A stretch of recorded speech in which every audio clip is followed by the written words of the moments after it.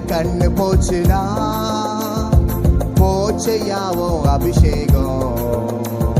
ஆட்கள் மேல கண்ணு போச்சுனா அம்போதாவோ அபிஷேகம்.